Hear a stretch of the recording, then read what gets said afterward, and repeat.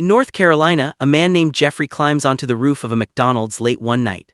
With careful precision, he searches for a weak spot and finally manages to break inside. When morning comes, the manager and two workers arrive to open the restaurant, only to be confronted by Jeffrey holding a gun. Despite the situation, he speaks calmly, assuring them no harm will come if they cooperate. He makes them put on their coats and leads them into the freezer, even giving the manager his own jacket when he realizes the man doesn't have one. After taking all the money from the safe, Jeffrey quickly escapes, slipping away just before the police arrive. 2 years earlier, Jeffrey's life had taken a dark turn. A divorced Army veteran, he struggled to care for his 3 children. On his daughter Becky's birthday, he offers her his old toys as a gift, but she's clearly disappointed. Talking to his best friend and fellow veteran Steve, Jeffrey admits that civilian life feels impossible for him. His Army skills don't seem to translate into a regular job. But Steve reminds him that he has a sharp eye for detail and ability to notice things others miss. Later, at a McDonald's, Jeffrey drops off his kids to see their mother, Tana. He promises he'll do better, but she's lost faith in him. When she leaves with the kids, Jeffrey notices that Becky has left her unwanted present in his car. As he sits there, he spots a repairman working on the McDonald's roof, and an idea sparks in his mind. He goes inside, quietly observing the staff's routines, their habits, and how the place operates. Using this knowledge, Jeffrey begins a long spree of robberies. Over the next 2 years, he breaks into 45 McDonald's locations the same way through the roof. The media soon brands him Roofman, calling him a terror, but strangely most employees describe him as polite. Though he always wears a mask, his build and movements become familiar. With the money from his crimes, Jeffrey starts giving his kids a better life. He buys a large TV, throws Becky a birthday party with a live band, a cake, and the bicycle she always wanted. But these improvements make Steve suspicious, especially since Roofman's description matches Jeffrey's build.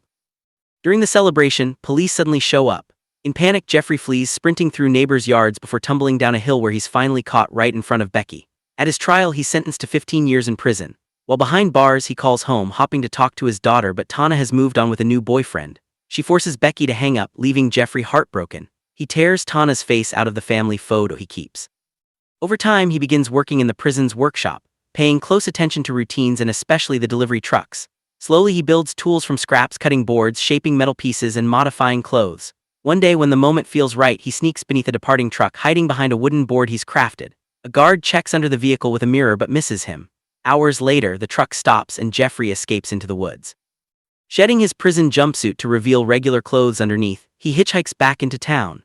Watching Becky ride her bike from afar, he can't bring himself to approach. That night, he calls Steve for help to flee the country, but Steve warns that Jeffrey's face is all over the news and tells him to lay low for now.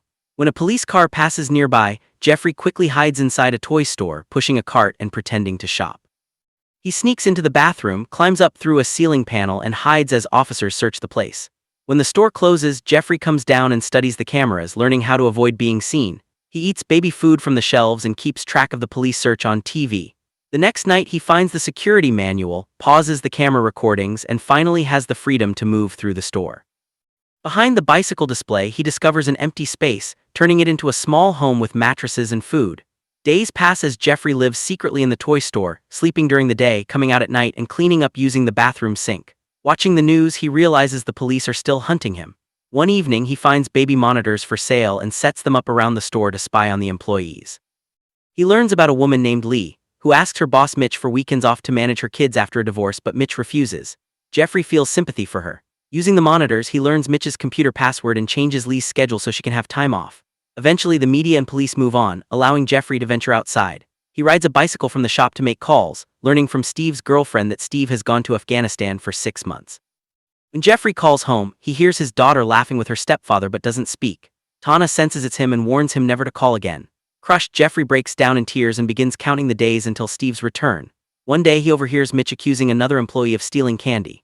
Feeling guilty for eating so much himself, Jeffrey returns all the candy that night. When Lee organizes a church toy drive and Mitch refuses to help, Jeffrey secretly delivers toys there. Someone spots him and he ends up attending the whole service, where he sees Lee singing in the choir.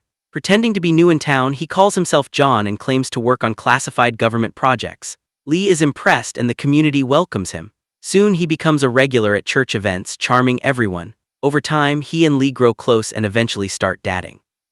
On their first date at the park, Lee finds it funny that his name is almost the same as her ex's, but they hit it off anyway and later become intimate. Jeffrey soon meets her daughters, Dee, who likes him immediately, and Lindsay, who stays distant. As weeks pass, he grows attached to them, enjoying a sense of family he's missed for years. To afford this new life, Jeffrey keeps stealing and reselling items, though the fear of discovery never leaves him. When he suggests moving away together, Lee refuses. One night, Mitch unexpectedly stays late at the shop and spots Jeffrey's clothes. Jeffrey narrowly avoids capture by tricking Mitch and hiding until the police leave. The next morning, the missing camera footage alerts authorities that something strange is happening in the store, but they can't identify him. Despite the scare, Jeffrey keeps seeing Lee. During Thanksgiving dinner, talk about the mysterious toy store robber makes everyone nervous. Lee defends the thief, saying he must be desperate. Her daughter Lindsay gets upset about how much time Lee spends working and storms off. Later, Jeffrey tries to fix their relationship by offering to teach Lindsay how to drive, impressing her with daring stunts. When Steve finally returns from Afghanistan, Jeffrey visits him. Steve helps create a fake passport and new identity but says he'll need $50,000 to arrange the escape. Jeffrey doesn't have the money, so he decides to rob again. Attempting to break into a pawn shop using his old roof trick, he slips and falls into the wrong store, setting off alarms. Desperate, he smashes through the wall, grabs a gun and a vest, and escapes. Back at the toy store, he hides deeper and overhears Mitch planning the busy holiday schedule. Jeffrey changes Lee's shift so she won't be there on Christmas Eve, the night of his next heist. Before that, he visits Lee's home, setting up a Christmas tree and decorations for her family, then joins them at church, moved to tears as he watches her sing. The next morning, wearing his mask, Jeffrey storms into the toy shop with a gun, tying up the employees. When a guard tries to pull his weapon, Jeffrey knocks him out, causing panic. He forces Mitch to open the safe, but the ink bomb explodes, covering Mitch's face. Jeffrey takes the clean money and runs, but after hearing that the guard needs help, he hesitates to call 911. That delay causes Lee to arrive unexpectedly and see him. She screams and runs. Jeffrey flees, but police arrive soon after and discover his hideout. The next day, he pays Steve for the fake passport and ticket to Venezuela, lying when asked about the robbery. He burns his dental records to remove all traces of himself. As he drives to the airport, Lee calls, inviting him to Christmas dinner.